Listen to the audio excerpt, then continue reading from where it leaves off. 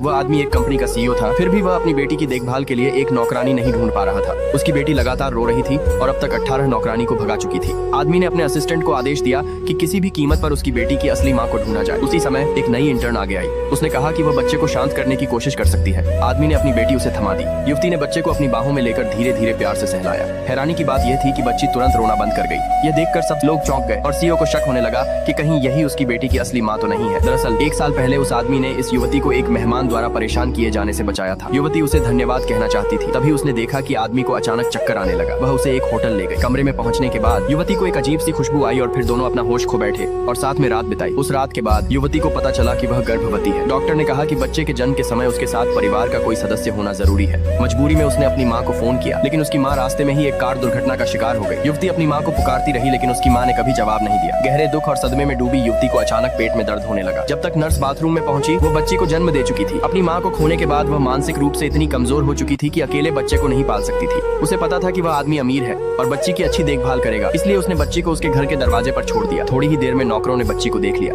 आदमी को तुरंत उस रात की युवती याद आई और उसने बच्ची का पितृत्व परीक्षण कराने का आदेश दिया। जब यह साबित हो गया कि बच्ची उसकी ही बेटी है, तो उसने अपने असिस्टेंट को उस युवती को ढूंढने का आदेश दिया। उसने एक डिजाइनर से हीरो जड़ा खास शादी का जोड़ा बनवाने को भी कहा, ताकि वह उसे मिलते ही शादी के लिए प्रपोज कर सके। दूसरी ओर युवती अपनी माँ के लिए कब्र खरीदना चाहती थी, लेकिन उसके पास पैसे नहीं थे। पैसे कमाने के लिए उसने एक बड़ी कंपनी में नौकरी कर ली। उसे बिल्कुल अंदाजा नहीं था कि इस कंपनी का सीईओ वही आदमी है। जब आदमी ने देखा कि युवती उसकी बेटी को शांत कर सकती है, तो उसने तुरंत उसे अपनी पर्सनल सेक्रेटरी बना दिया। उसने कहा कि उसका रोज का काम बस उसकी रोती हुई बेटी को संभालना है। काम खत्म होने के बाद आदमी के दादा उसे अपने घर ले गए। दादा बाहर घूमने जाना चाहते थे, इसलिए उन्होंने युवती से अपनी पोती का ध्यान रखने को कहा और उसके जवाब देने से पहले ही घर से निकल गए। युवती मजबूर होकर बच्ची के पास गई और उसकी देखभाल करने लगी। तभी एक अमीर समाज की लड़की, जो उस आदमी को पसंद करती थी, अपने लोगों के साथ वहां आ गई। वह गुस्से में थी और युवती से पूछने लगी कि वह वहां क्या कर रही है। युवती ने बताया कि उसे दादाजी यहाँ लाए हैं, लेकिन वह लड़की उसकी बात मानने को तैयार नहीं थी और उस पर हमला करने लगी। इसी दौरान आदमी के असिस्टेंट ने यह पुष्टि कर ली थी कि युवती ही बच्ची की असली माँ है। जब उसे पता चला कि वह घर पर है, तो वह तुरंत वापस लौट पड़ा।